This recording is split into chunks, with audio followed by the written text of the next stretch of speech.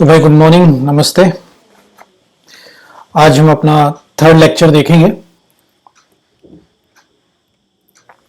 आधुनिक Bharat, modern India हम देख रहे थे और हमारे लेक्चर का नाम है राइज ऑफ ऑटोनोमस स्टेट्स, स्वतंत्र राज्यों का उदय।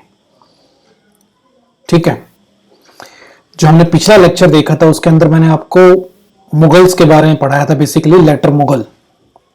ठीक है, तो ये जो सब चीजें हम लोग कर रहे हैं ये हमें आगे आके चीजों को समझने में हेल्प करेंगी।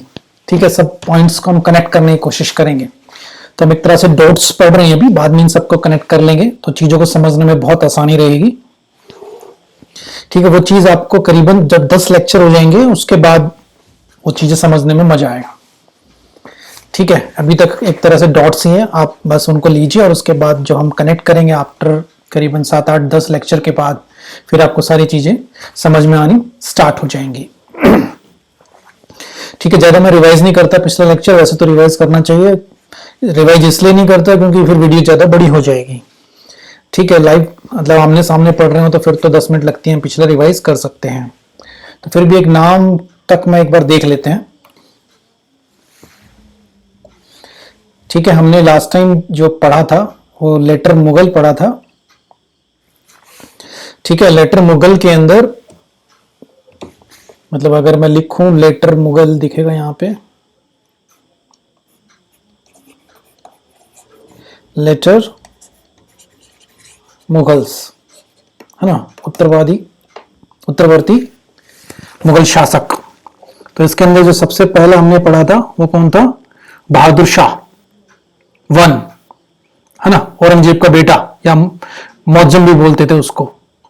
तो पहला हो गया हमारा बहादुर शाह। ठीक है, नंबर 1। ये करीबन 707 से 712 तक रहे। ठीक है, उसके बाद नंबर 2 की बात करें तो इसके बाद आए जहांगीर शाह, है ना, 712 से 713।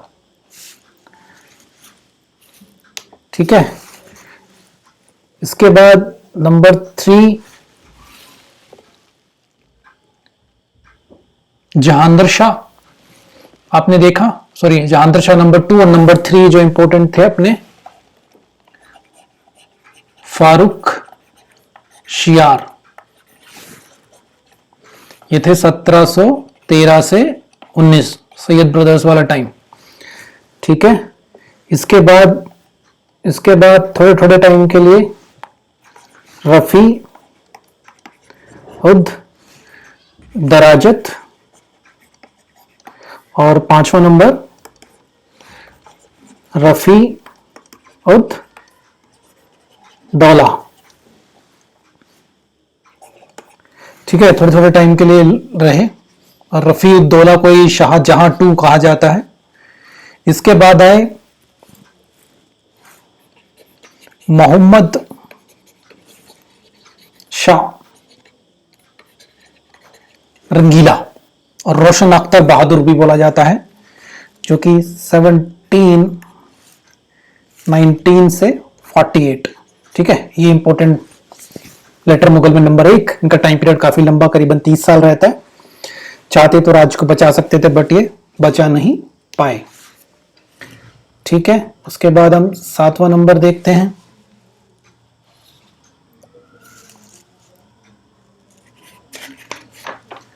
सातवां नंबर अगर आप देखें तो कौन था यार? अहमद शाह।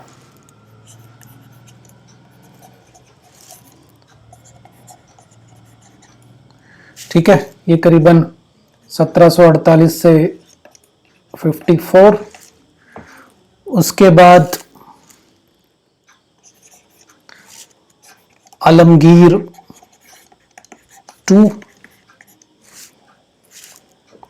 1754 से 59। उसके बाद शाहजहां 3 जो बोलते हैं, ये करीबन एक ही साल 59 से 60। उसके बाद सबसे अपने लेटर मुगल में इंपॉर्टेंट बंदे शाह आलम, जिस सेकंड 1760 से 1806 है ना, 1806। बैटल ऑफ बक्सर इनके टाइम की, और वो पानीपत की थर्ड लड़ाई इनके टाइम की। उसके बाद 11th नंबर अकबर शाह, ठीक है, ये करीबन टाइम पीरियड 1806 से 37। और last one is Bahadur Shah number 2, या फिर बहादुर शाह जफर।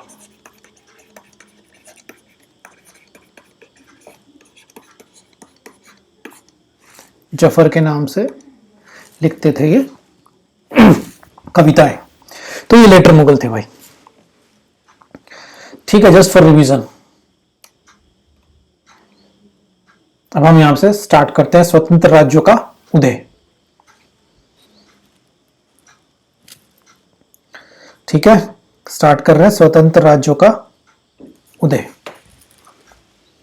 तो यहां देखिए, मैप में आपको दिखा रहा हूं, ठीक है। मैप में ये वाला जो पोर्शन है डार्क कलर से जो हो रहा है, इंडिया को दिखाने की कोशिश कर रहे हैं। जो डार्क कलर से जो पोर्शन आपको दिख रहा है, दैट इज इनिशियल अंपायर, ठीक है। इनिशियल अंपायर मुगल का जो शुरुआत हुई थी, किसने बनाया था? बाबर ने। 1526 पहली बैटल ऑफ पानीपत जीत के इब्राहिम लोदी के खिलाफ, ठीक है।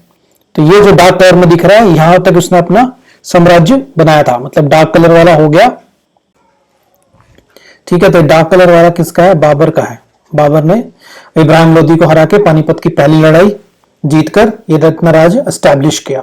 उसके बाद इस राज को और बढ़ाया अकबर के टाइम में। जो आपको इसमें जो डार्क कलर लाइट कलर का दिख रहा है, ये वाला पोर्शन, ठीक है। और उसके बाद जो इसको और फैलाया औरंगजेब के द्वारा दक्षिण भारत में। अगली बात समझ में, तो जो ग्रोथ ऑफ मुगल अंपायर हम देख रहे हैं 1526 बाबर ने जो इनिशिएट किया, बाबर से लेकर अकबर, अकबर से लेकर मुगल, ठीक है। ये चीज यहाँ पे दूसरे वाले मैप में देखने को दिख रही है। हिंदुस्तान जो दिख रहा है आपको, काबुल से लेकर करीबन बंगाल तक को कवर कर रहा है। दैट इज अंडर, किसके अंडर हो रहा है? मुगल अंपायर, ठीक है, बाबर और अकबर के अंदर। उसके बाद में इसको फैला रहा है औरंगजेब, जो कि थोड़ा साउथ में जा रहा है। तो ये वही ऊपर देखिए, ऊपर वाला पोर्शन आपको दिख रहा है उज्बेकिस्तान, जो मैंने बताया था यहाँ पे समरकंद, समरकंद से संबंध रखते हैं कौन? बाबर। वहां से एंट्री करते हैं हिंदुस्तान के अंदर। तो यहां तक हमारे लिए बस ध्यान में रखने वाली बात है कि एक्सटेंशन देखना है, मुगल के टाइम पे कितना एक्सटेंशन है। पूरे भारत पे उन्होंने अपना कब्जा करके रखा हुआ है, अपना अंपायर बना के रखा हुआ है। तो यहां पे जो आप थोड़ा सा देख लीजिए, एक बार डिस्टिंग्विश कर लेते हैं। जो ये वाला पोर्शन है, दैट इज हैदराबाद, ठीक है। जो यहाँ पे आज दिख रहा है हमें हैदराबाद, और इसके नदन सरकार बोलते हैं ये वाला रीजन। और यहाँ पे पूरा तो नहीं है, यहाँ तक वाला कार्नाटिक, हिंदी में किताब है इसको कर्नाटक भी लिखते हैं, बट वो कर्नाटक और आशा कर्नाटक अलग है ना। क्योंकि ये वाला देखे ना, ये वाला हिस्सा,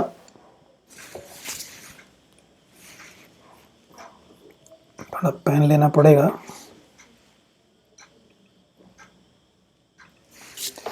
तो ये वाला जो हिस्सा आपको दिख रहा है ना, दैट इज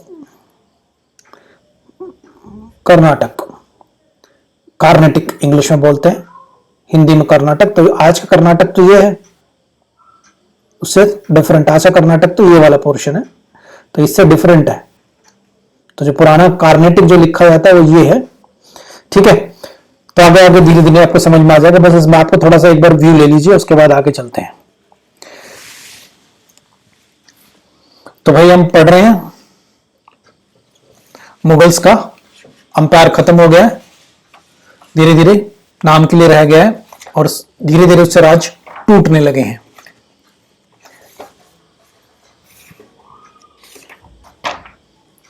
ठीक है, तो करीबन आपने देखा पानीपत की जो लड़ाई होती है 1761 में, जो मुगल अंपायर है, मुगल अंपायर था लेकिन जो डिफेंड करता है दिल्ली को वो मराठा करते हैं।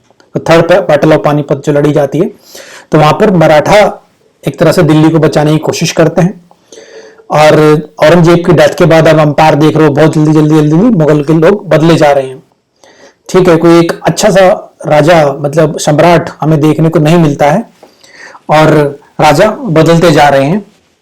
तो 1761 एक इंपॉर्टेंट ईयर जहां पे दिल्ली को जो प्रोटेक्ट करने का जिम्मा मराठा उठाते हैं, जो बैटल ऑफ पानीपत लड़ते हैं अब्दाली के खिलाफ। ठीक है, तो एक तरह से यहां से क्या हो रहा है कि वीकनेस जो है मुगल्स की वो सामने उभर के आ रही है। तो उससे क्या हुआ, जो पावर थी, रीजनल पावर थी, क्षेत्रीय पावर थी, वो इंडिपेंडेंस आजादी की तरफ बढ़ रही है।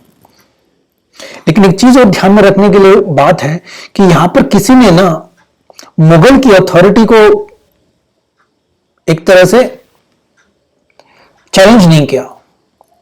मतलब मुगल कोई राजा मानते गए और अपने आप को धीरे धीरे इंडिपेंडेंट करते रहे। ये इस चीज का एक डिफरेंट सिनेरियो यहां पे देखने को मिलेगा। ऐसा नहीं है कि अगर मैं एक राजा अपने आप को, जैसे मैंने देखा कि मुगल जो अंपायर है, जो हमारी सेंट्रल पावर है, मुगल जो दिल्ली आगरा में बैठते हैं, वहां पे अगर उनका पावर कम होती जा रही है तो जो अगर कोई ज्यादा अच्छा मतलब उनका गवर्नर है, जैसे बंगाल में बैठा हुआ है, तो वो अपना वर्चस्व करना स्टार्ट कर देगा। ठीक है, लेकिन ऐसा नहीं है, उसने मुगल से मुंह ही मोड़ लिया। तो जो उसको लगान देना है, मुगल को अभी भी लगान दे रहा है। ठीक है, जो पदों पे उसके हस्ताक्षर चाहिए, किसी को अगर मनसब दे रहा है तो फिर भी मुगल से को एक लेटर लिख के या उनकी मर्जी से दे रहा है। तो ये काम अभी भी हो रहे हैं, लेकिन धीरे धीरे वो अपने आप को स्वतंत्र करते जा रहे हैं। ठीक है, मतलब अपनी पावर को बढ़ाते जा रहे हैं।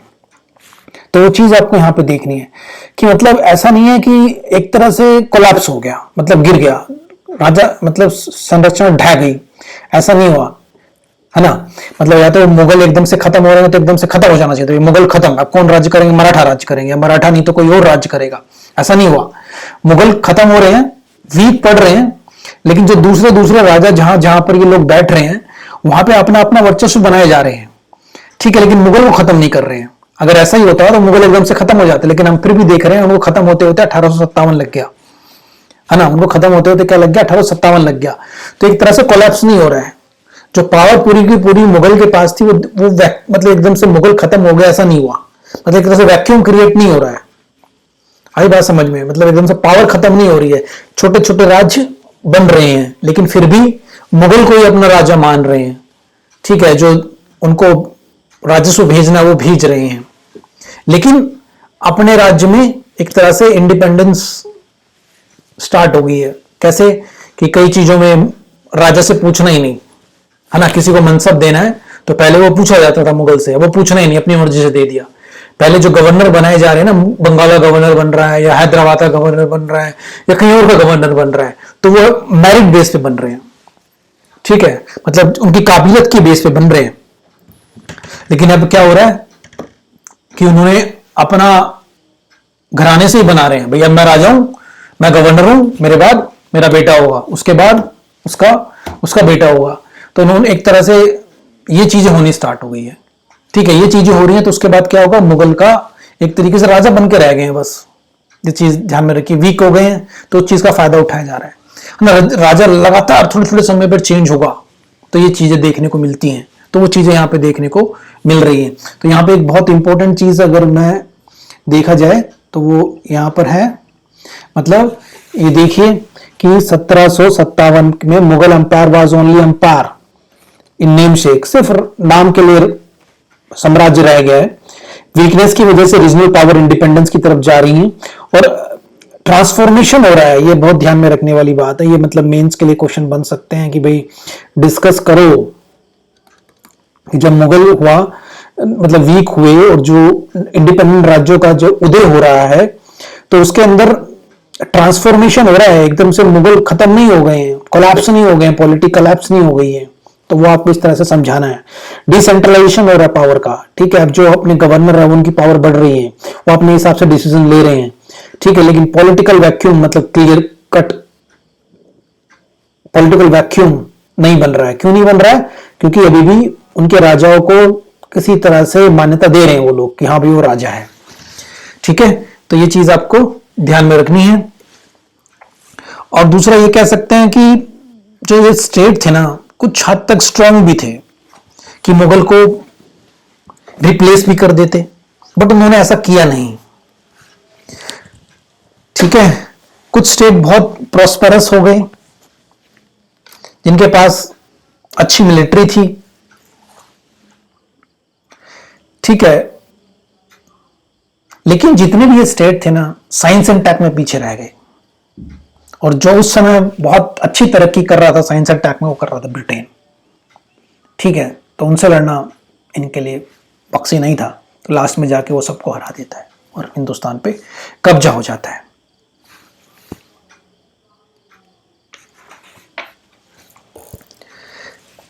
ये बात आई समझ में? तो जो मैं यहाँ पे बताना चाह रहा हूं कि आपको एक चीज देखने को मिल रही है जो एक सब तरीके से अलग है, कि मुगल को फिर भी राजा माना जा रहा है और स्टेट अपने आप को इंडिपेंडेंट करने की कोशिश कर रहे हैं। राजा कैसे मान रहे हैं? मतलब उसको कि जो एनुअल रेवेन्यू है वो सरकारी खजाने में, सम्राट के खजाने में अभी भी जा रहा है, अभी भी दे रहे हैं, ठीक है। बहुत सारे लोग जो किसी को इंपॉर्टेंट पोस्ट दे रहे हैं तो एक कंफर्मेशन वहां से ले रहे हैं, ठीक है। पहले मुगल अंपायर ही बता रहा था, लेकिन यहाँ पे जस्ट एक बात उससे पूछ ले रहे हैं। अभी भी जो ये ऑर्डर निकाल रहे हैं या किसी को टाइटल दे रहे हैं, तो वो भी मुगल राजा के नाम पर ही हो रहा है, अपने नाम पर नहीं कर रहे हैं। तो ये सब चीजें मतलब दिखा रही हैं कि भी ट्रांसफॉर्मेशन हो रहा है, कोलैप्स नहीं हो रहा है, डिसेंट्रलाइजेशन पावर का स्टार्ट हो रहा है, पावर वैक्यूम क्रिएट नहीं हो रहा है, ठीक है। तो 3 काइंड ऑफ स्टेट्स हैं वो उभर के आएंगे, ठीक है। एक है सक्सेसर स्टेट, ठीक है। सबसे पहला जो है सक्सेसर स्टेट, मतलब जो आजाद होंगे उसके बाद अपने आप की इंडिपेंडेंस ऑटोनॉमी जो लेके आ रहे हैं, उसमें 3 टाइप के स्टेट हैं। तो मैंने ऊपर लिखा है 3 kind of state arose, 3 type के राज्यों का उदय। नंबर 1 सक्सेसर स्टेट, सक्सेसर मतलब उत्तराधिकारी। तो ये कहां से टूट के आए? The broke away. कहां से ब्रोक अवे हो रहा है? They broke away from the Mughal empire, Mughal empire से टूट रहे हैं और ऑटोनॉमी ले रहे हैं। जो पहले मतलब गवर्नर बनाए गए थे वो अपने आप को धीरे धीरे ऑटोनोमस बनते जा रहे हैं, स्वतंत्र बनते जा रहे हैं। उसके अंदर 4 स्टेट है। कौन कौन से?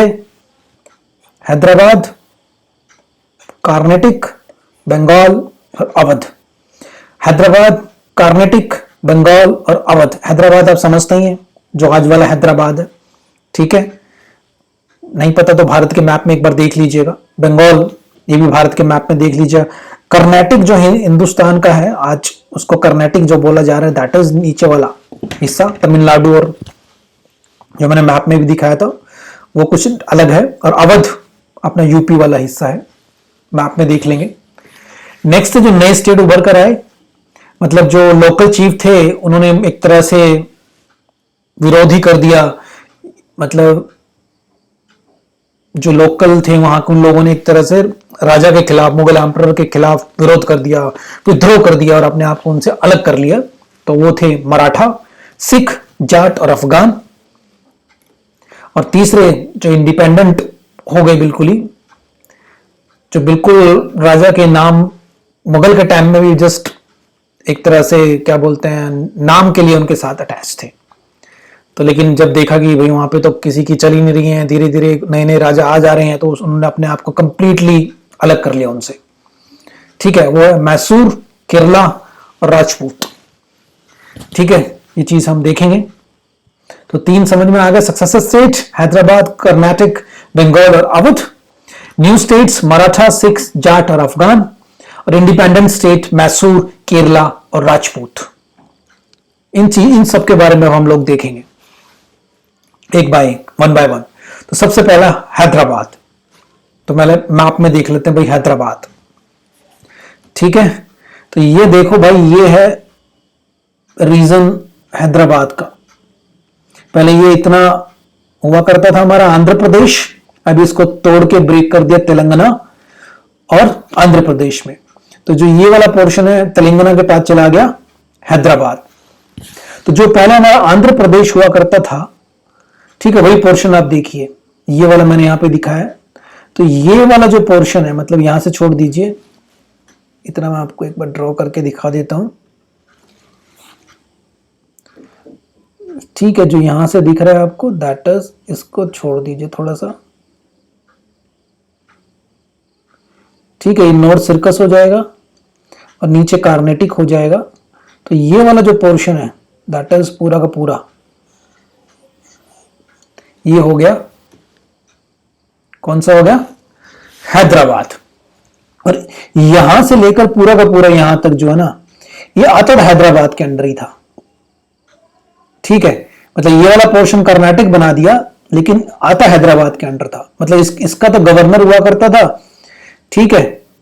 इससे गवर्नर, मतलब ये इसका जो बॉस होगा गवर्नर, मतलब मुख्यमंत्री टाइप, वो रिपोर्ट करेगा किसको, मुगल को, मुगल एम्परर को।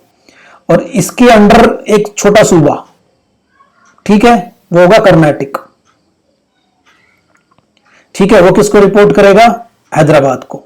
तो टोटल हैदराबाद के एक छोटा सूबा, हैदराबाद के अंदर कर्नाटक, वो रिपोर्ट करेगा हैदराबाद को, और हैदराबाद पूरा बड़ा सूबा वो रिपोर्ट करेगा मुगल को।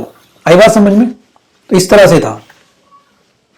तो हम देख लेते हैं। तो हैदराबाद को जो बसाने वाला जो नाम जाता है, वो जाता है निजाम उल मुल्क आसफ जहां, ठीक है। किसको जाता है, निजाम उल मुल्क आसफ जहां, निजाम उल मुल्क आसफ जहां, ठीक है। इनको डिफरेंट डिफरेंट टाइटल दिए गए, ठीक है। टाइटल्स में नाम है इनको वाइसराय ऑफ डेक्कन, या मतलब ये आपको हेडिंग पहले पढ़नी है। इस हेडिंग के अंदर याद रखिएगा कि ये आप समझ जाएंगे तो मतलब आपको समझ में आ गया कि हैदराबाद के बारे में। तो इसके अंदर हम टॉपिक पढ़ेंगे, इनको क्या क्या टाइटल दिए गए, इनको डेक्कन का वाइसराय बनाया गया या गवर्नर बनाया गया, फिर इनको मुगल एम्पायर का वजीर बनाया गया, और फिर इनको हैदराबाद का स्टेट इन्होंने 1724 में बनाया। और उसके बाद इनकी सक्सेसर, मतलब जब ये मर जाते हैं तो इनके बाद इनके उत्तराधिकारी कौन बनते हैं, तो उसकी लड़ाई। तो पहले वेरियस टाइटल देखेंगे, वाइसराय, गवर्नर, जो डेक्कन का जिनको बनाया गया। वजीर मैंने आपको बताया था, वजीर क्या होता है, मुख्यमंत्री, ठीक है, मुगल एम्पायर का बनाया गया। और उसके बाद एस्टैब्लिशमेंट ऑफ हैदराबाद स्टेट और वार ऑफ सक्सेशन 1748। तो ठीक है, डिफरेंट डिफरेंट नाम आ रहे हैं। तो आप पिछला कोई लेक्चर मत छोड़िएगा, जिसने छोड़ा वो पहले वाले देखते चलिएगा, तो उसमें ये सब चीजें समझाई जा चुकी हैं। आगे आके हम इन चीजों का आपको देखने को मिलेंगे और समझने में दिक्कत नहीं होगी, ठीक है। तो सबसे पहले वही हम लोग यहां पे देखने की कोशिश करेंगे। नंबर 1, ठीक है, निजामुल मुल्क, इन्होंने 1724 में बनाया हैदराबाद, ठीक है। अमर उद्दीन सिद्दीकी इनका नाम था, अमर उद्दीन सिद्दीकी, और ये नोबल थे, तुरानी ग्रुप एट इंपीरियल कोर्ट, ठीक है। ये 4 टाइप के ग्रुप थे, उसको थोड़ा सा मैं किसी अलग लेक्चर में देख लूंगा। मतलब मुगल की जो कोर्ट थी ना, वहां पे भी अलग अलग ग्रुप थे, तुरानी ग्रुप, हिंदुस्तानी ग्रुप, इस तरह से वो 4 ग्रुप हुआ करते। तो उसमें से जो तुरानी ग्रुप है उसके ये मेंबर थे, ठीक है।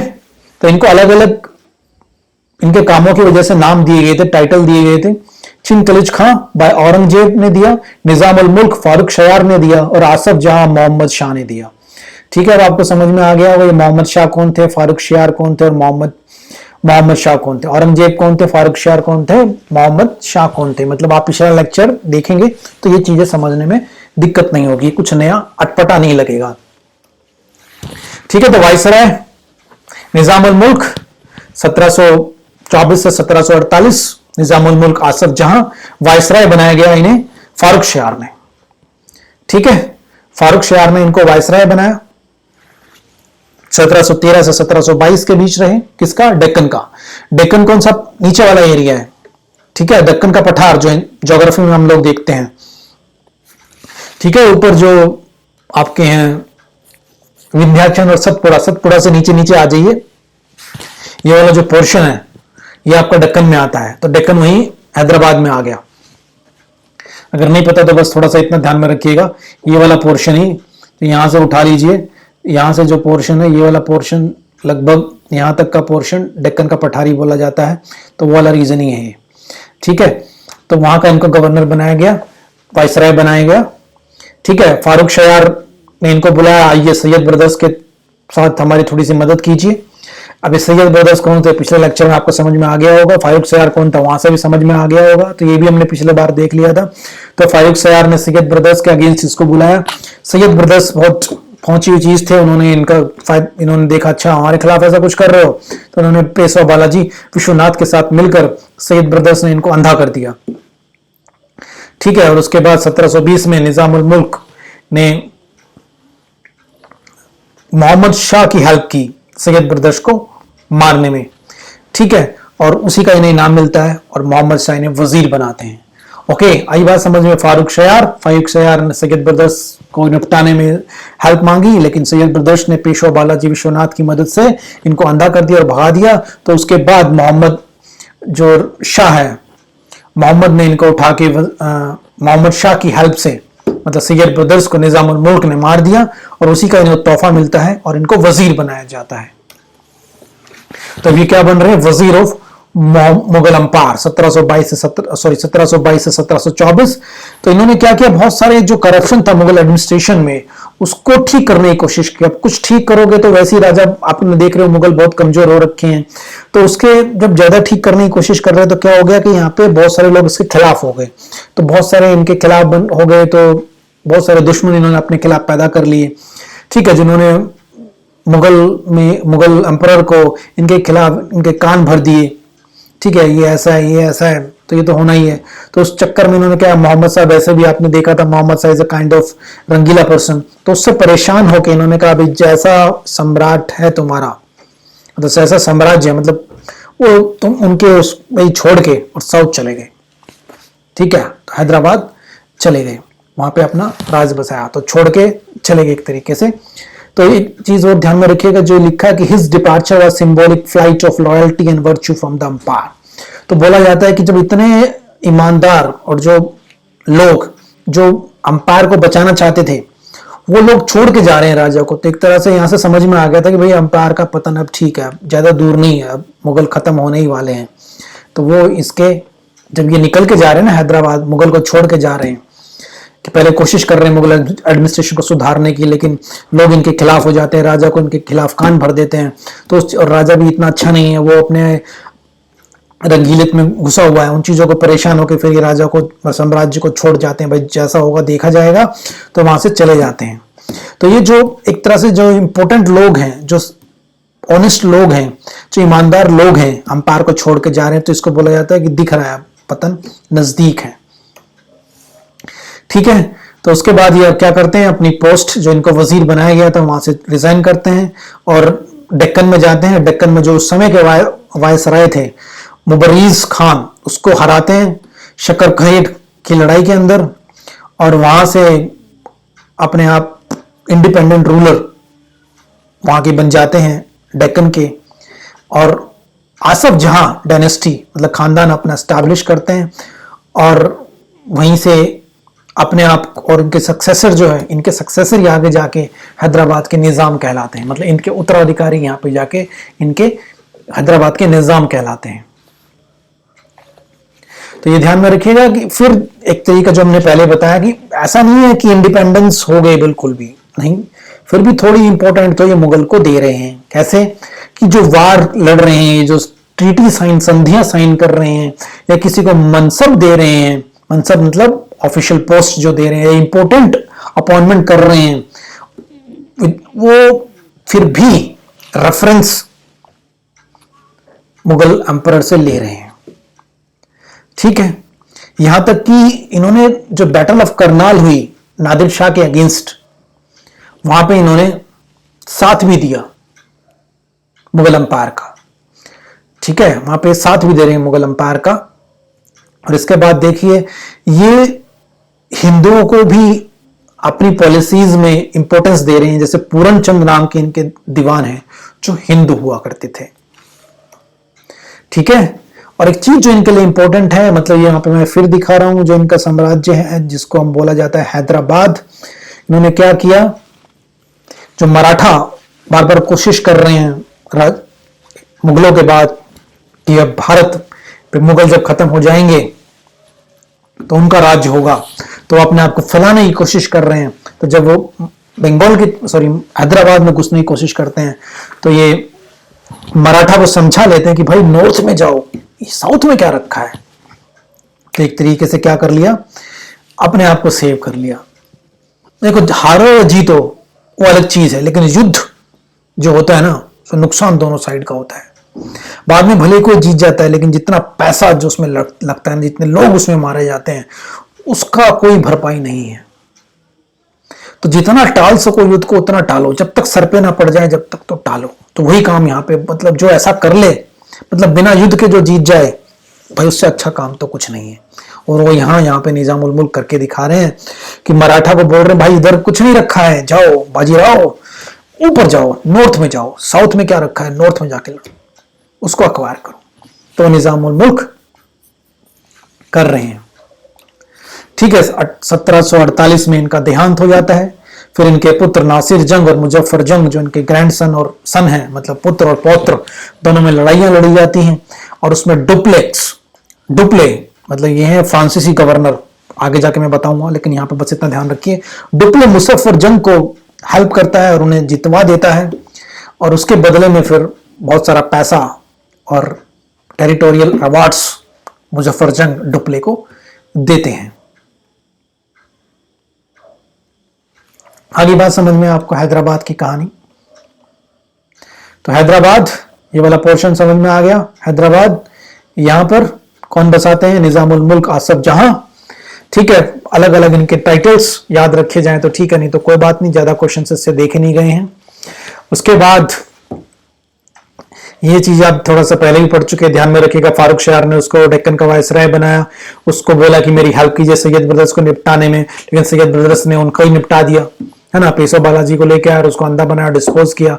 लेकिन मोहम्मद शाह ने सैयद ब्रदर्स को निपटा दिया निजामुल मुल्क की हेल्प से, और उसके बदले में निजामुल मुल्क को वजीर बनाया जाता है मोहम्मद शाह के द्वारा।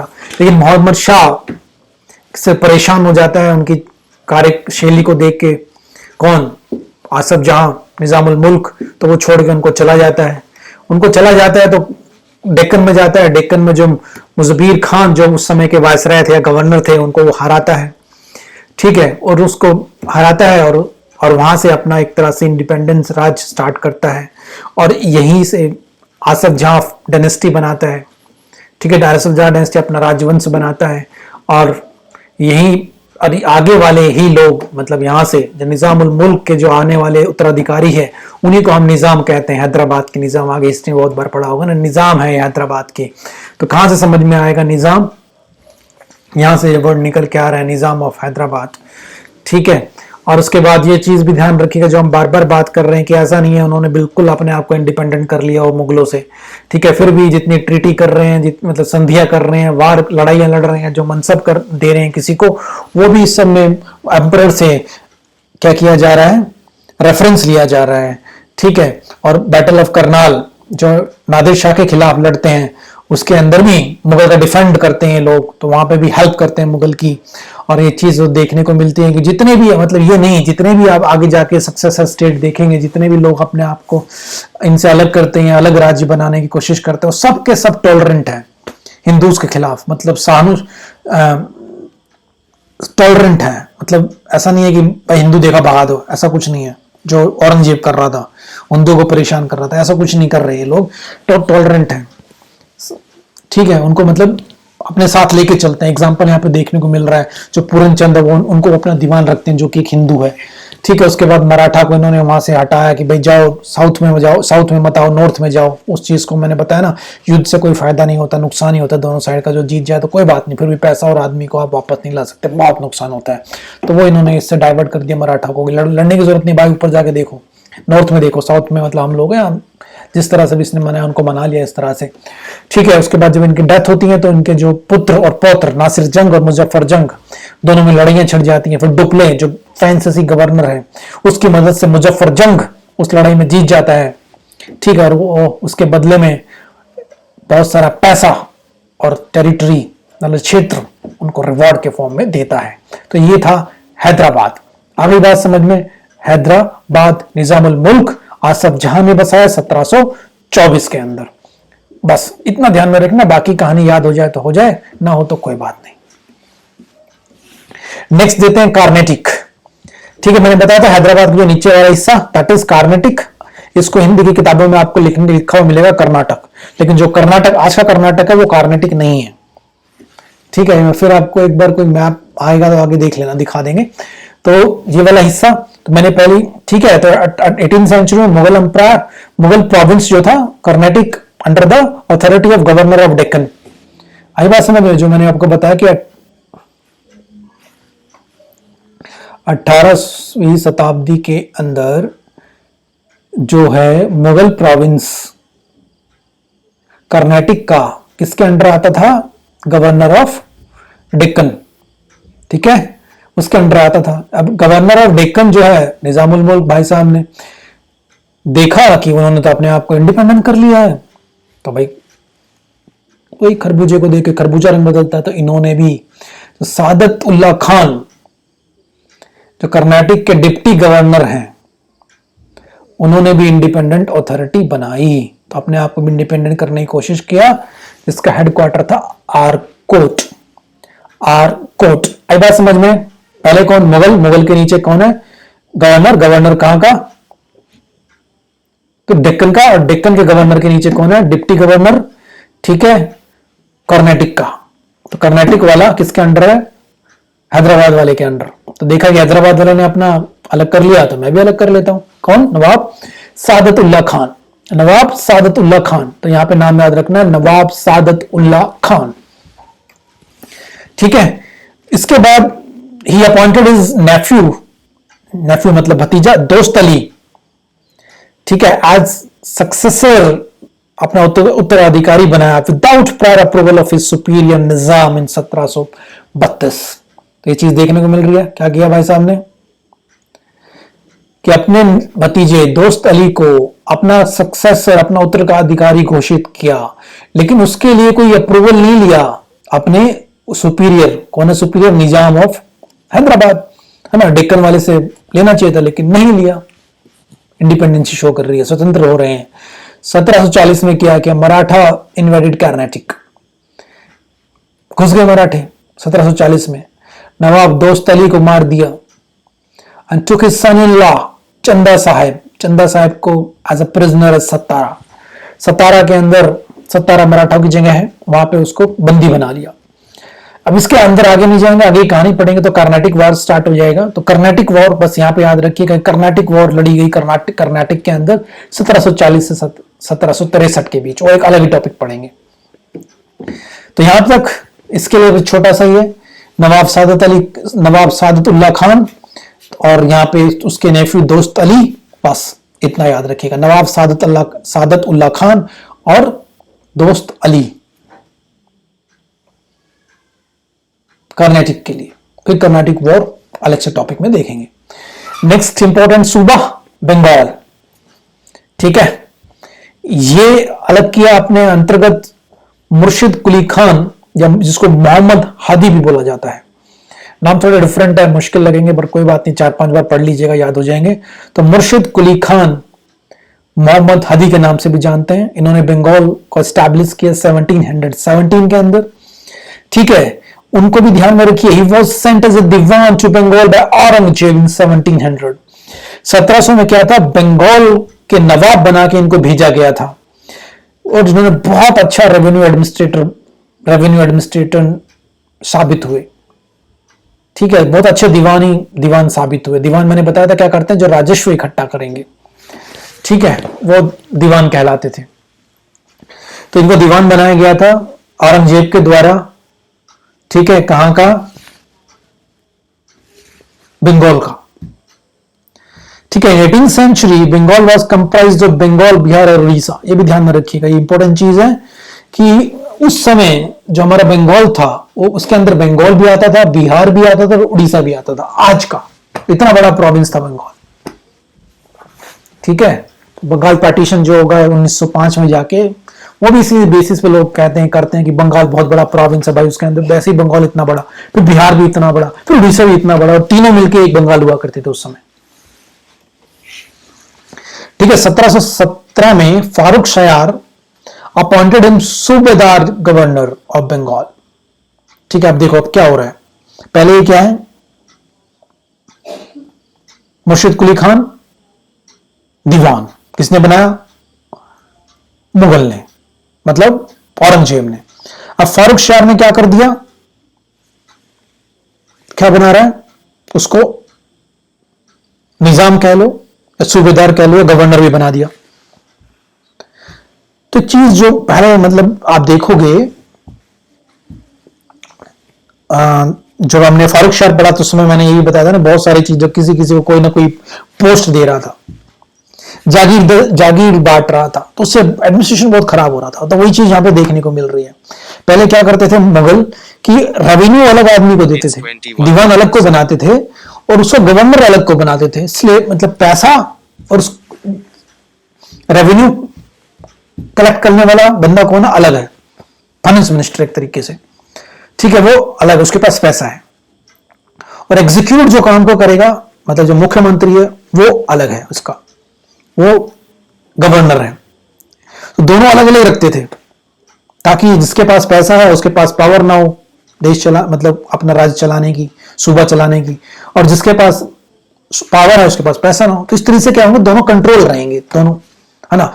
लेकिन यहां पे क्या किया भाई साहब ने, जो पहले से रेवेन्यू वाले थे उसको रेवेन्यू का भी रखा और उसको गवर्नर भी बना दिया।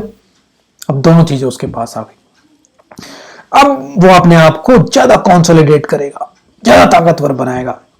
बनते ही बोला, भाई साहब हम तो नवाब हैं बंगाल के, ठीक है, और अपनी कैपिटल भी ढाका से उठा के मुर्शिदाबाद ले गई। ठीक है, और जब ये एक बहुत अच्छे कैपेबल रूलर साबित हुए, और जिसके टाइम पे बंगाल बहुत तरक्की करता है, बहुत प्रॉस्पेरस होता है, बहुत समृद्धि मिलती है बंगाल को। ये चीज ध्यान में रखना, जितने भी एडमिनिस्ट्रेटर आ रहे हैं ना अलग अलग, बंगाल मतलब अपने आप को अलग कर रहे हैं। निजाम देखा आपने, आसफ जहां, उसके बाद हमने देखा वो कर्नाटिक वाले सदतुल्ला खान, और उसके बाद मुर्शिद कुली खान। तो ये जितने भी लोग हैं ना, very good administrator, capable ruler, very tolerant to Hindus also. तो ये सब क्वालिटी सब में कॉमन है। ठीक है, इसलिए कर पा रहे हैं ये लोग। ऊपर से मुगल उस टाइम वीक है, तो सोने पे सुहागा, तो अपने आप को कर ही पाएंगे। इनके नाम पे एक चीज और लिखी जाती है, लैंड रेवेन्यू सिस्टम इजरा। ठीक है, जिसको बोलते हैं कॉन्ट्रैक्ट फार्मिंग। ठीक है, इन्होंने बहुत अच्छी देखा मुगलों के टाइम में क्या करते थे, किसी को मनसब दे रहे हैं ना, मनसब दे रहे हैं तो उसको जागीर देते थे, है ना भाई, कि तुम यहां से रेवेन्यू इकट्ठा कर लो। लैंड दे देते थे, यहां से जो तुम्हारा रेवेन्यू आएगा, सैलरी नहीं मिलेगी, इससे रेवेन्यू इकट्ठा करते रहो। तो वो मनसबदारों को जागीर मिल रही, उनको जागीरदार भी बोलते थे। लेकिन यहां पे इसने भाई ऐसा नहीं किया। इसने क्या किया भाई, सारी जमीन ले लो, ठीक है, सबकी सब जमीन अब सरकार की होगी, ठीक है, और कॉन्ट्रैक्ट पे उस जमीन से रेवेन्यू इकट्ठा करने के लिए लोग रखे। ठीक, कुछ बॉन्ड भरवा लेंगे सिक्योरिटी के, लेकिन पैसा लेके ना भाग जाए। आगे बात समझ में। तो इसने क्या, पहले क्या होता था, मुगल के टाइम पे आपको एक पोस्ट मिली, पोस्ट मिल गई तो वहीं से बोला ये जमीन तुम्हारी, सैलरी नहीं मिलेगी, यहीं से रेवेन्यू इकट्ठा करो, वो तुम्हारी सैलरी।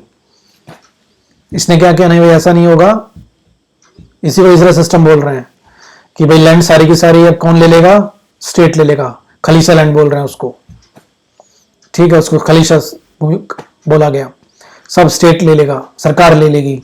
और अब उस लैंड से पैसा रेवेन्यू इकट्ठा करने के लिए कॉन्ट्रैक्टर रखे गए, ठेकेदार रखे गए, वो ठेकेदार मतलब जमींदार रखे गए, और वो पैसा इकट्ठा कर करके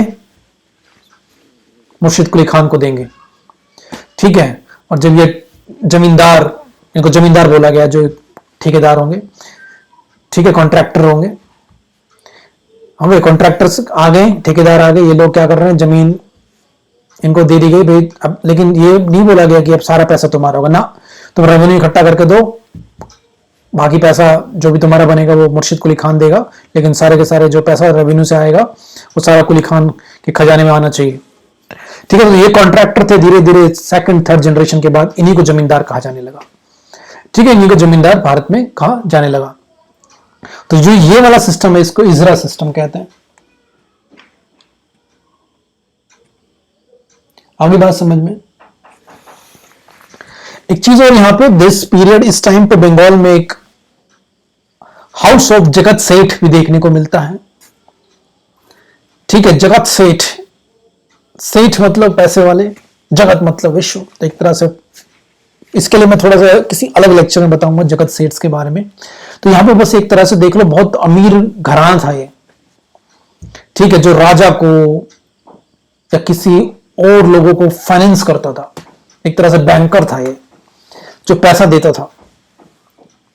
ठीक है, जगत सेठ बोला जाता था, विश्व के सेठ, फाइनेंशियर। ठीक है, एक घराना है ये तरीके से, जगत सेठ। याद रखिएगा, जगत सेठ के नाम से अलग से किसी लेक्चर में मैं आपको 5-10 स्लाइड के बारे में दिखा दूंगा। तो वो चीज, तो ये लोग क्या करते थे, फाइनेंस करते थे। ठीक है, इनके पास बहुत सारा पैसा था तो ये फाइनेंस करते थे। कहीं पैसा चाहिए राजा को भी फाइनेंस करते थे अगर उनके पास पैसे नहीं है तो। ठीक है, तो फिलहाल बस इतना समझिए इसके बारे में। तो यहां पे भी वो आपको देखने को मिलते हैं जगत सेठ। ठीक है, और establish dynastic rule, Nizamat of province would pass to, और इसने भी वही एस्टैब्लिश किया, भाई अब मेरे बाद मेरे फैमिली मेंबर आएंगे।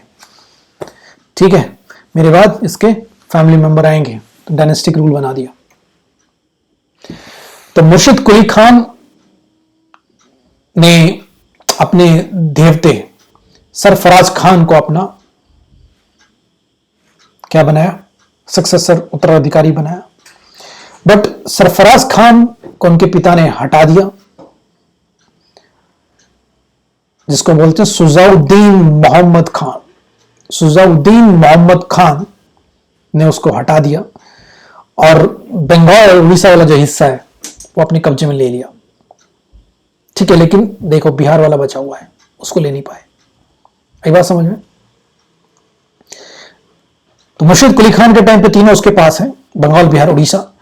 उसके बाद मुर्शिद कुली खान अपने देवते, डॉटर के जो है ना, बेटी का जो पुत्र होता है दैट इज देवता, अपने देवते सरफराज खान को अपना सक्सेसर बनाते हैं।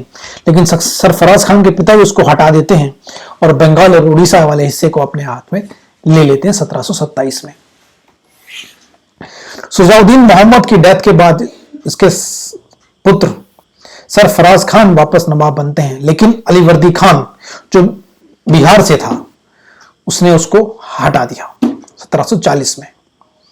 ठीक है, तो उसकी किस्मत अच्छी नहीं, पहले बाप ने हटाया, अलीवर्दी खान ने हटा दिया।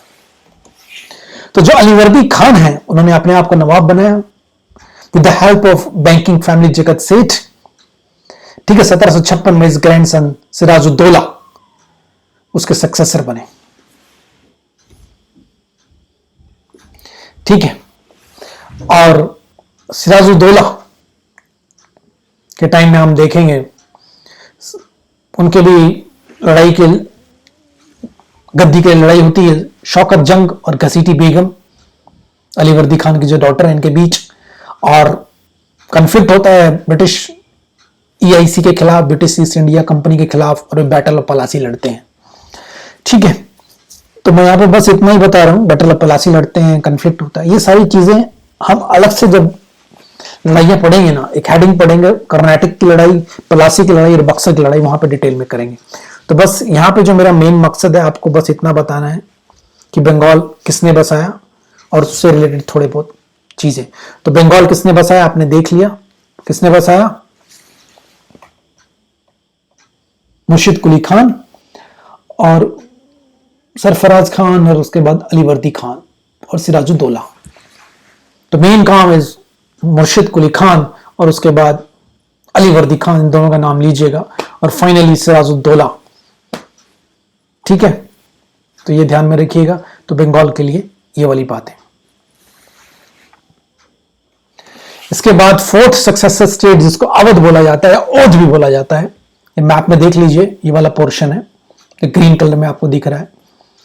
ये कहां है, गंगा के उत्तरी दिशा में तो यहाँ से आपने देखा होगा, यहाँ से गंगा निकलती है, दैट इज द गंगा। तो इसके उत्तर में है, मतलब ऊपर की तरफ वो सारा उत्तर होता है, दिल्ली के नजदीक है। और अवध देखिए, जो गंगा के प्लेन है हमारे यहाँ, गंगा के जो मैदान है, बहुत एग्रीकल्चर बहुत अच्छा होता है यहाँ पर, ठीक है। तो इसको जो बसाने वाले हैं वो है बहरन उल मुल्क सादत खान, बहरन उल मुल्क सादत खान। ओके, तो ये नाम देख लीजिए, सादत खान भी बोलते हैं इसको, ये बहरन पर बुरहानुल मुल्क सादत अली खान भी बोलते हैं। तो ये भी देखिए, was appointed as governor of Awadh in 1722। Emperor ने उनको उनके कामों की वजह से टाइटल दिया था बुरहान मुल्क। तो एक बात समझ में आ रही है, सब कुछ ना कुछ मुगलों ने उनको बिठाया है, और उसके बाद अपने आप को अलग कर रहे हैं। एग्जाम्पल, हैदराबाद, वो भी गवर्नर थे दक्कन के। उसके बाद नंबर 2 हमने क्या देखा, कर्नाटक, वो भी डेप्यूटी गवर्नर थे कर्नाटक के, ठीक है। उसके बाद नंबर 3 हमने देखा बंगाल, ठीक है, वो तो पहले क्या थे, दीवान थे, और उसके बाद क्या बने, गवर्नर बने। वो दोनों रहे भाई साहब। उसके बाद दोनों पोस्ट उनको ही दे दी, ठीक है, तो दोनों पोस्ट उनको दे दी। और यहां पे ये फिर जो हम सादत खान देख रहे हैं, वो भी गवर्नर है अवध के, ठीक है। तो ये लोग अपने आप को धीरे धीरे अलग कर रहे हैं।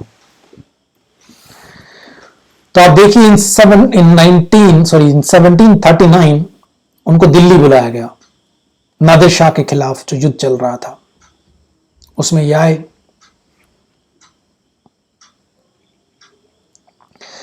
लेकिन जो बैटल ऑफ करनाल आपने देखा था ना, इसके अंदर वो भी हेल्प करने आ रहे हैं आपके मुगल, निजाम भी हेल्प करने आ रहे हैं, निजाम उल मुल्क आसफ जहां, तो ये भी हेल्प करने आए हैं। लेकिन इनको थोड़ी प्रॉब्लम हो गई कि निजाम उल मुल्क थे, उनको उस समय मीर बख्शी बना दिया गया।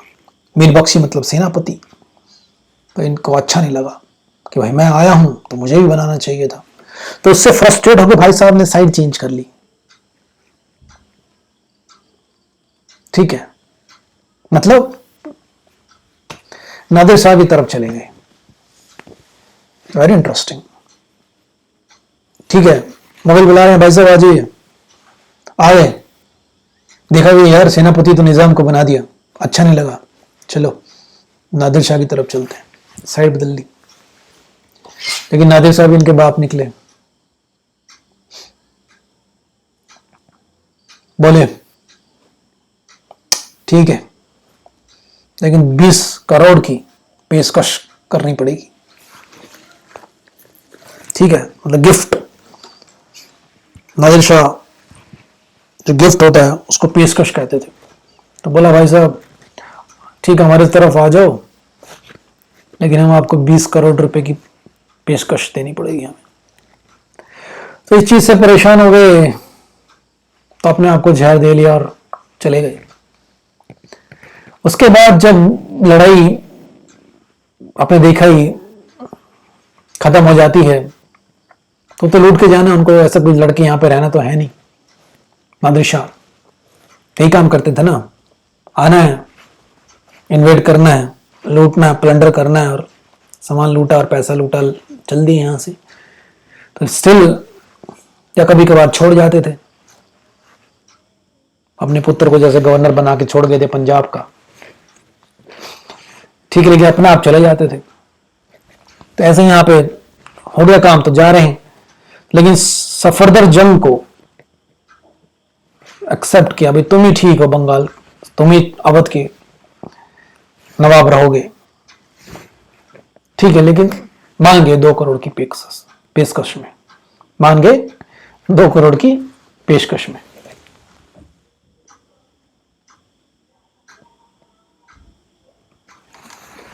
तो after death of Mohammad Shah and Nizam al-Mulk, the new emperor Ahmad Shah appointed him वजीर। और मजे देखिए इसके, मोहम्मद शाह की डेथ हो गई और निजाम उल मुल्क की डेथ हो गई, तो न जो नए एम्परर आ रहे हैं अहमद शाह, उन्होंने इसको वजीर बना दिया। ठीक है, तो इसके आगे आने वाले जो लोग हैं उनको नवाब वजीर बोला गया। तो नवाब तो थे ही पहले से, फिर अपने वहां वजीर बना दिया तो नवाब वजीर बोला गया, और इनको इलाहाबाद भी दे दिया गया। इसके बाद जो उनके सन हैं, सफरदर जंग के पुत्र हैं सुजाउद्दौला, ठीक है, सुजाउद्दौला, वो बंगाल के गवर्नर बनते हैं। ये भारत का दुर्भाग्य है, ये देखिएगा कि जब मराठा के साथ 1761 में लड़ाई होती है, जब मराठा के खिलाफ 1761 में थर्ड बैटल ऑफ पानीपत लड़ी जा रही होती है मराठा और अब्दाली के बीच, और मराठे डिफेंड कर रहे हैं किसको? दिल्ली को, मतलब एक तरह से मुगल को डिफेंड कर रहे हैं। ठीक है, उस समय भाई साहब ये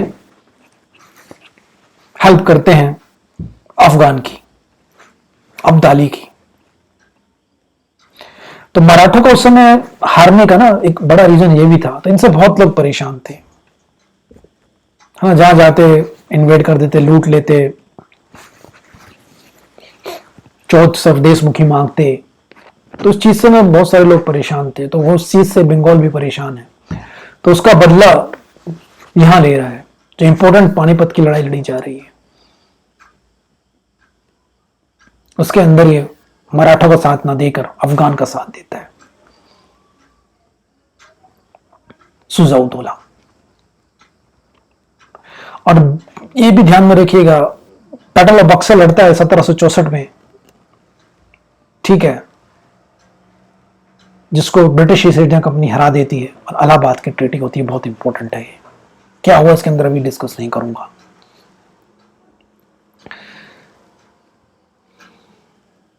तो याद में रखिएगा, आलमगीर मुगल एम्पायर, सुजाउद्दौला अवध का गवर्नर, और उस समय मीर कासिम बंगाल का गवर्नर, ये तीनों लड़ते हैं अंग्रेजों के खिलाफ मिलके बक्सर के अंदर। आई बात समझे? सुजाउद्दौला, मीर कासिम, सुजाउद्दौला कहां से? Governor of Awadh. मीर कासिम भाग जाते हैं, लेकिन पहले परेशान किया, मतलब पहले गवर्नर थे, बंगाल से थे। मीर कासिम भागते हैं और अवध में आ जाते हैं, सुजाउद्दौला के साथ मिलते हैं, तो आलमगीर टू भी मिलते हैं, तीनों मिलकर लड़ाई लड़ते हैं ब्रिटिश ईस्ट इंडिया के खिलाफ, लेकिन तीनों को धो देती है ब्रिटिश ईस्ट इंडिया कंपनी, और जिसको बैटल ऑफ बक्सर कहा जाता है। और वहां से ट्रीटी करते हैं, संधि करती हैं British east India company Alamgir के साथ 1765 की, जिसको बोलते हैं ट्रीटी ऑफ इलाहाबाद। बहुत इंपॉर्टेंट, बक्सर भी बहुत इंपॉर्टेंट। अभी मैं इसके बारे में डिस्कस नहीं करूंगा, जब मैं इसके बारे में डिस्कस करूंगा उस दिन समझाऊंगा कि कैसे ये लड़ाई बहुत इंपॉर्टेंट थी। तो बैटल ऑफ पलासी और बैटल ऑफ बक्सर, अगर शायद ये ना होती तो हिंदुस्तान पर ब्रिटिश ईस्ट इंडिया कभी राज ना करती। ठीक है, उसके बाद अगले जो अवध से हैं वो है आसफउद्दौला, सन ऑफ सुजाउद्दौला। इन्होंने कैपिटल अपनी फैजाबाद से लखनऊ ले गए। ऑल्दो उस समय देखिए कि इंग्लिश से लोग परेशान है, ब्रिटिश ईस्ट इंडिया कंपनी यहां पे बहुत परेशान कर रही है लोगों को, लेकिन फिर भी इन्होंने कल्चर पे बहुत ध्यान दिया। कल्चर मतलब आर्टिस्ट जो लोग होते थे ना, म्यूजिक, उस वहां की पहचान जो होती है लोकल, उस पर बड़ा ध्यान दिया। तो लखनऊ उस समय बहुत कल्चरली रिच एरिया बन गया था। मतलब मुगल थे तो दिल्ली तो था ही, तो दिल्ली को टक्कर देने लगा था, ठीक है, आर्ट एंड कल्चर में दिल्ली को भी टक्कर देने लगा था अवध। और ये सब कब हो रहा है? जब ब्रिटिश वाले भी प्रॉब्लम क्रिएट कर रहे हैं, और उस वाले माइंडसेट में इन चीजों को मतलब करना, दैट इज बियॉन्ड, अलग अलग ही टाइप का आदमी है, ठीक है। तो इसने एक मेन बिल्डिंग बनाई, दैट इज बारह, इमाम बारह। तो भी कई बार क्वेश्चन आ जाता है किसने बनवाई, तो आसफुद्दौला अवध के अंदर बनवाई, लखनऊ में ही है, 12 इमाम 12। और ये अपनी बहुत उदार आदमी थे, बहुत दानी आदमी थे, उसके लिए बहुत जाने जाते हैं कि उनका टाइम में एक कहावत थी, जिसे न दे मौला उसे दे आसफुद्दौला। तो देख लो, जिसे न दे मौला उसे दे आसफुद्दौला। तो इतने उदार आदमी थे ये, और फाइनली ब्रिटिश ने इससे अवध ले लिया 1856 में। तो ये कैसे लिया उसकी स्टोरी अलग से हम लोग देखेंगे। अभी इस लेक्चर में हमारा मेन मोटिव था कि कहां पर कौन सा राज एस्टैब्लिश किया, किसने किया, कब किया, कैसे किया, बस। तो वो चीज हम यहाँ पे देख रहे थे। ये मैप फिर दोबारा दिखा रहा हूं, और तो कुछ नहीं। और ये वाला जो पोर्शन मैं यहाँ पे दिखाने की कोशिश कर रहा हूँ, दैट इज दक्कन का पठार।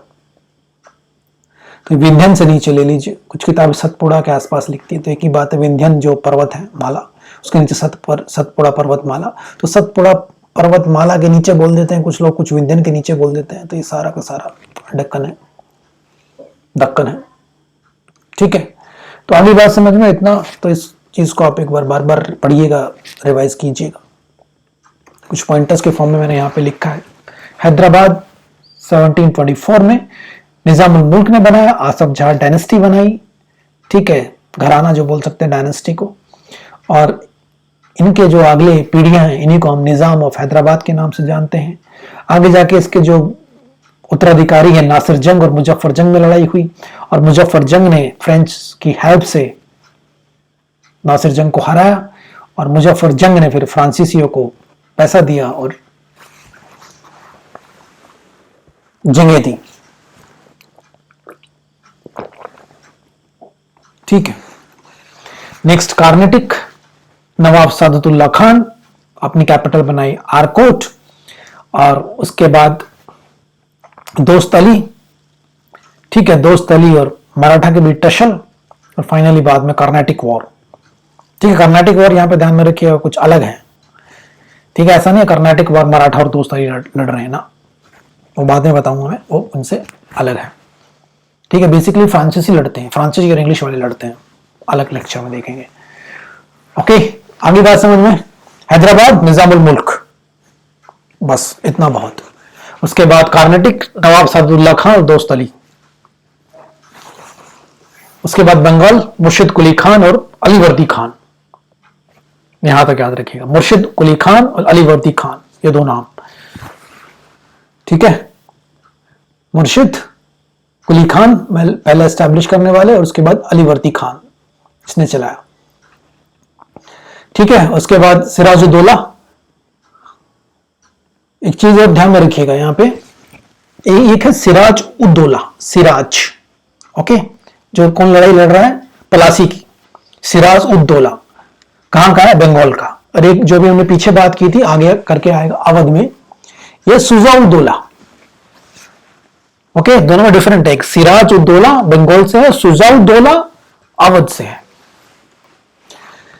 ठीक है। बंगाल मुर्शिद कुली खान, अलीवर्दी खान का नाम याद रखिएगा। और बंगाल के अंदर यहां से इसी के साथ प्रॉब्लम होती है, यहां से बैटल ऑफ पलासी लड़ी जाती है। और अवध के अंदर आप ध्यान में रखिएगा सादत खान, और इतना भी इसके बाद सादत खान ध्यान में रखिएगा, और उसके बाद सुजाउद्दौला, जो बैटल ऑफ पानीपत, इनका यहाँ पे बैटल ऑफ पानीपत और बैटल ऑफ बक्सर, और ठीक है। और बैटल ऑफ पानीपत मैंने इसलिए रखा क्योंकि सपोर्ट कर रहे हैं ना उसको थोड़ा सा ध्यान पे हाईलाइट करने के लिए। और यहाँ पे फिर आसफुद्दौला, जो 12 इमाम 12 हमने देखा, और इतनी अच्छा इन्होंने काम किया आर्ट एंड कल्चर को डेवलप करने के अंदर, लखनऊ के अंदर जो आर्ट एंड कल्चर दिल्ली की को भी टक्कर दे रहा था उस समय, तो दैट इज आसफुद्दौला, इसलिए इंपॉर्टेंट है, अदरवाइज कोई ज्यादा बुक्स में देखने को नहीं मिलता है। पर थोड़ा हम जो आर्ट एंड कल्चर वाला पोर्शन है वहां पे इसका जिक्र होगा, थोड़ा सा यहाँ पे कनेक्ट कर रहे हैं इसको, और कुछ नहीं कर रहे हैं। तो ये फोटो है 12 इमाम बारह की, ठीक है। मोस्ट फेमस मोन्यूमेंट है ये सिटी के अंदर, लखनऊ के अंदर, ठीक है। बहुत जो ये जाना जाता है ना, दैट इज, इसमें क्या है कि भूल भुलैया है इसके ऊपर वाले बिल्डिंग में, ठीक है। करीबन बोलते हैं कि 1024 इसके अंदर जाने के रास्ते हैं, लेकिन 2 ही रास्तों से आप बाहर आ सकते हो, तो वहां थोड़ा सा भूल भुलैया टाइप का एरिया है। दैट इज 12 इमाम बारह, बिल्ट बाय, भूल भुलैया पूरा नहीं है, भूल भुलैया इसके ऊपर वाली बिल्डिंग पे है, ये ध्यान में रखिएगा, ठीक है। उसके लिए लोग, इसको बड़ा मजा आता है, लोग जाते हैं इसके अंदर, घूम के आते हैं। किसने बनाया? आसफुद्दौला ने। अगली बात समझ में भाई, आज के लिए इतना रखेंगे। तो चारों का जो मैंने यहां पे समराइज कर दिया, हैदराबाद, कार्नेटिक, बंगाल और अवध।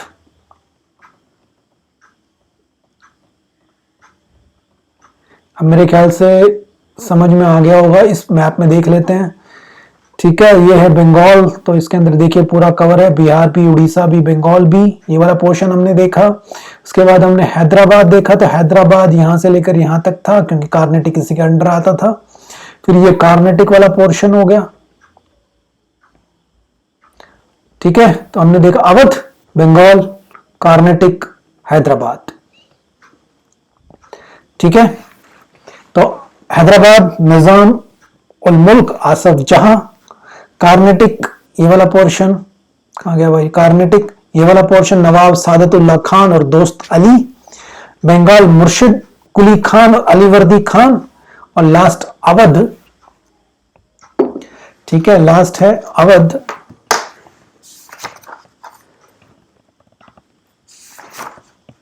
अवध के अंदर शादत खान और सफदर जंग, और लास्ट में सुजाउद्दौला, और लास्ट वाला जो आसफुद्दौला, ठीक है।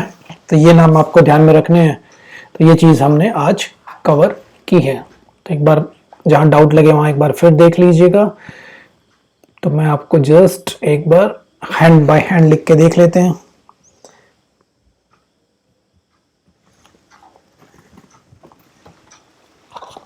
तो नंबर 1 हैदराबाद, लिखो तो नाम काफी बड़ा है, तो निजाम उल मुल्क आसफ जहां। नंबर 2 कार्नेटिक, वो लिखा कार्नेटिक,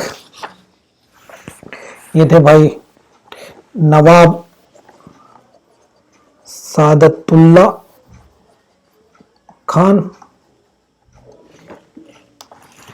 और भाई नंबर 3 जो हमने देखा बंगाल, बंगाल वाले कौन है भाई साहब, मुर्शिद कुली खान प्लस अली वर्दी खान, ठीक है। और लास्ट जो हमने अवध, इसको कुछ औध भी बोलते हैं, इसके अंदर जो इंपॉर्टेंट है हमारे शादत खान,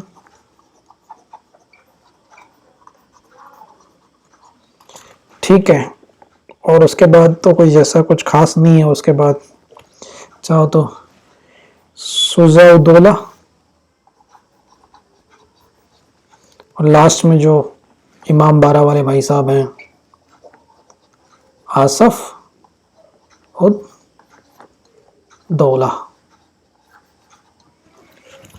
ठीक है। तो ये लोग हो गए।